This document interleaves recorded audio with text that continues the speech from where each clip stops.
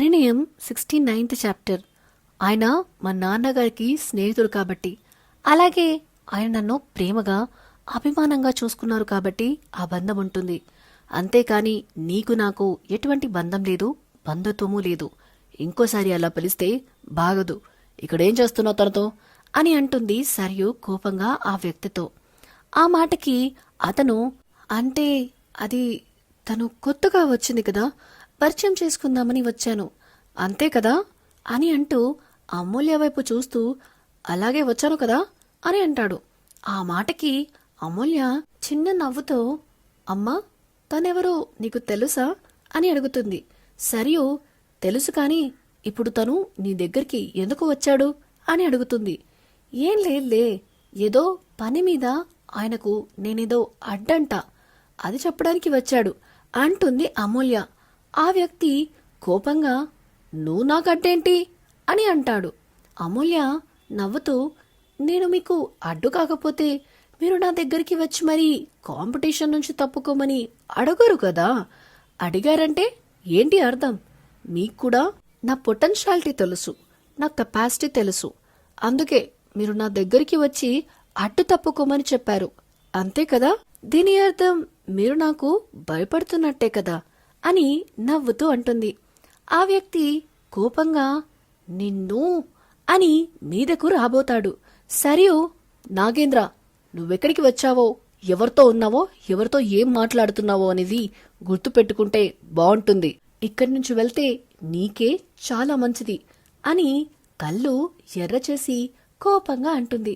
అమూల్య సర్యులోని కోపాన్ని చూసి ఆశ్చర్యపోతూ, అమ్మా అంటుంది.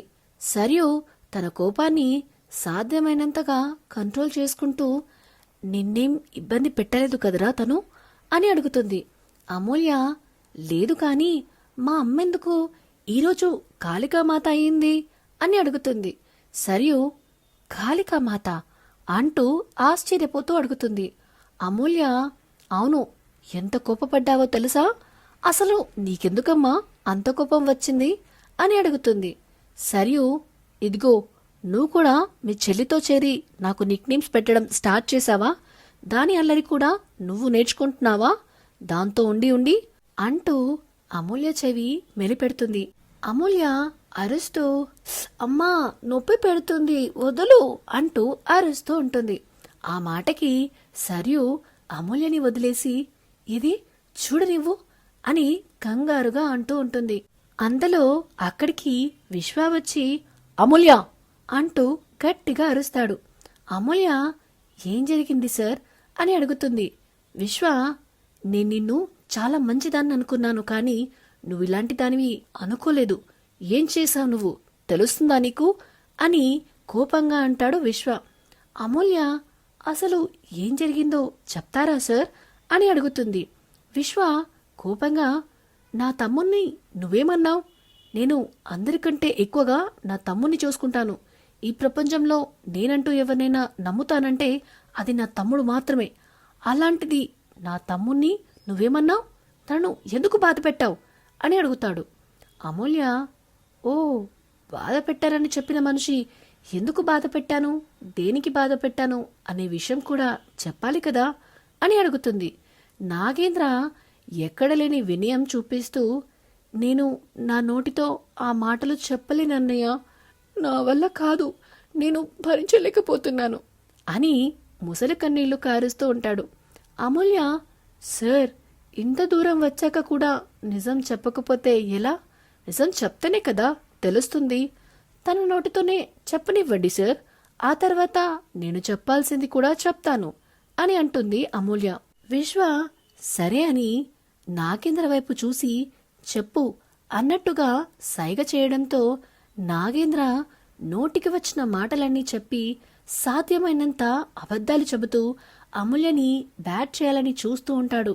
అమూల్య ఆ మాటలన్నీ వింటూ చిన్న నవ్వుతో ఉంటే, నాగేంద్ర మాత్రం ముందు వచ్చే ప్రమాదాన్ని పసిగట్టలేక చెప్పాల్సినవన్నీ చెప్పేసి, చూసారా అన్నయ్య తనెలా నవ్వుతుందో అని ఏడుపు నటిస్తూ ఉంటే, ఆ మాటకి అమూల్య నవ్వుతూ తన బ్యాగ్లో నుంచి ఒక వాయిస్ రికార్డర్ బయటికి తీసి అది ఆన్ చేసి అందులో వాళ్ళిద్దరి మధ్యన జరిగిన కాన్వర్జేషన్ మొత్తం వినిపించి, ఇప్పుడు చెప్పండి సార్, తప్పు ఎవరిది అని అడుగుతుంది అమూల్య.